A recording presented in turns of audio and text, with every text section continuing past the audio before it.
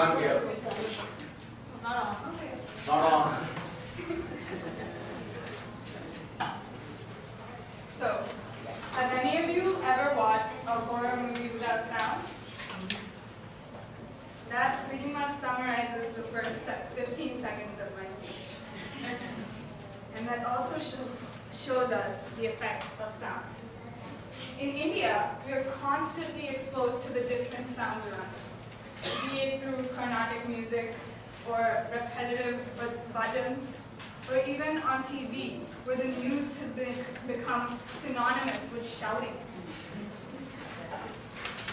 We come to realize the effect of sound and the power it holds over us. And that power, it is immense, it is intense, and it is, at times, inspiring.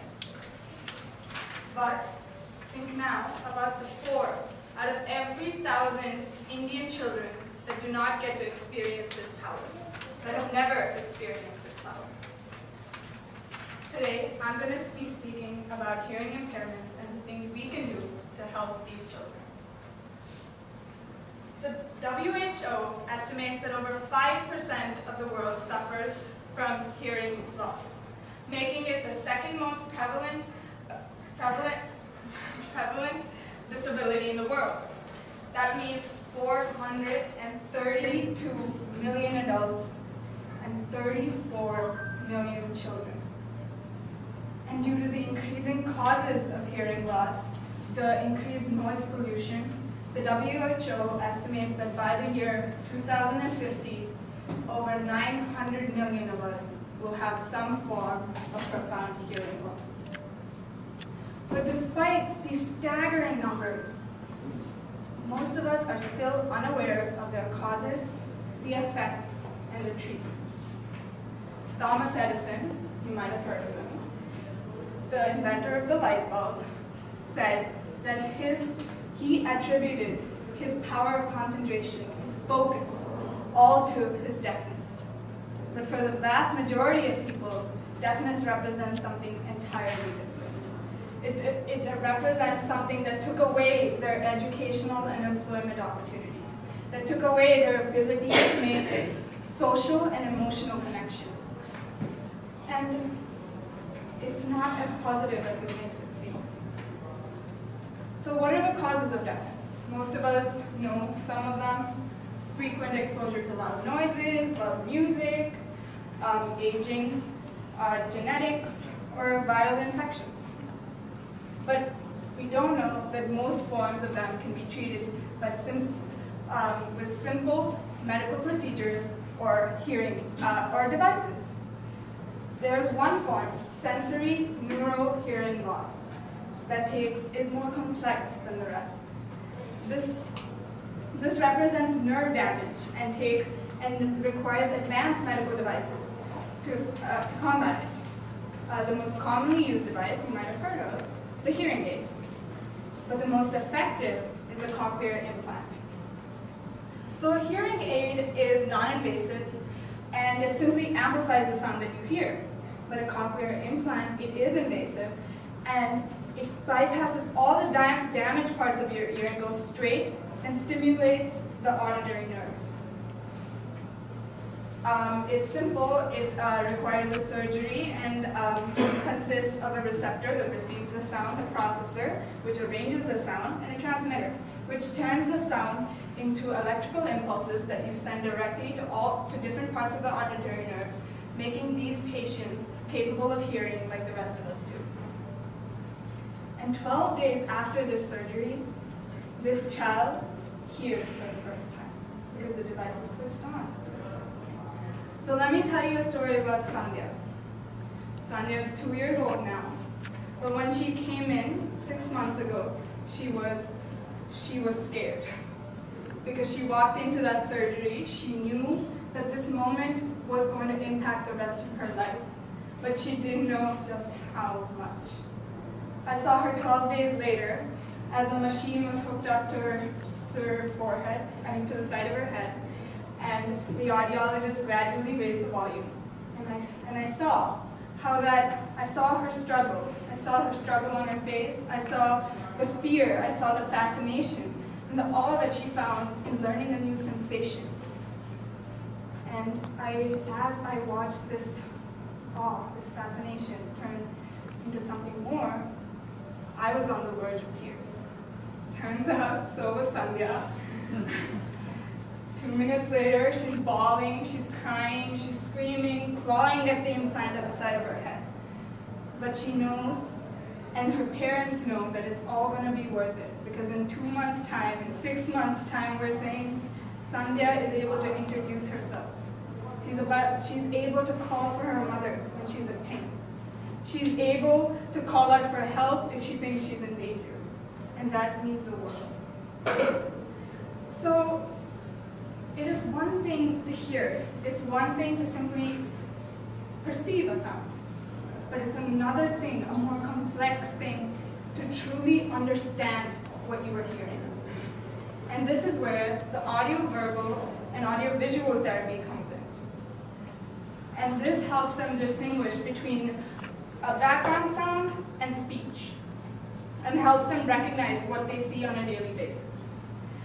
You know, there is a saying that it takes a village to raise a child. But after looking at these kids, observing this clinic, where most of these children find a second home, it takes doctors, it takes audiologists, it takes speech therapists, social workers, and it takes volunteers like us to raise a child. And this is a result. But the sad truth is, the cochlear implant surgery is expensive. It costs 12 lakh rupees per patient, and we're talking patients where 80% of them come from low-income communities and live below the poverty line. This is an immense amount. Luckily, there are government schemes that provide for these children that give them the surgery for free, but these only apply to kids below the age of 2. On the other hand, the therapy is free at most government clinics, but is often neglected by the family. What they fail to understand is the surgery is not the end of the journey, it's only the start. And during counseling sessions with the family, discussions with them, I realized that this therapy is not something that's feasible, because they need to return to their day jobs. They can't afford to spend nights in the city. They can't afford to spend money on lodgings. They can't afford to miss one day of work in order to keep their family afloat. And often, they cannot depend on their relatives due to the stigma associated with disabled children. So, why am I here today? What am I asking of you? I propose that you help me and we help them, and we focus on 3 key areas. Number 1, education. We need to educate the people, our society, against the stigma that affects people with disabilities. We need to educate the parents, teach them that the surgery is not where it ends. The therapy is just as important. And we need to teach them how to use the device, maintain a device, so that they don't incur costs like they do today. And also, we can be more proactive. We can show up at these centers. We can show up at these clinics. We can help teach these kids how to talk, how to perceive sound. And we can also help them by creating materials, online or in print. Second method would be detection. The reason that most hearing loss cases go untreated is because of the late stage of the detection. Parents are often unable to come to terms with the fact that their child is disabled, and this often takes them 2 or 3 years to accept it. And this has been the reality that we've observed at this clinic. And so we need to make it mandatory to have deafness screening for infants in this state and in this nation. And you might be thinking, universal deafness screening is a little bit far-fetched. It might be improbable, it's expensive, and maybe it might not do as good as the money's worth. But Kerala has already implemented this. It's already implemented a newborn infant hearing screening for all maternal wards in the state, and it's succeeded.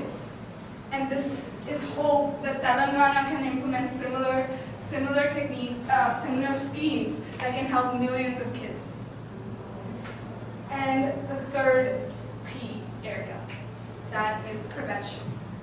Now I'm talking to you today about these kids that were born with hearing loss or that I worked with. But we need to accept that this is something that can happen to all of us. To me, to you, to your teachers, to your daughters, to your students.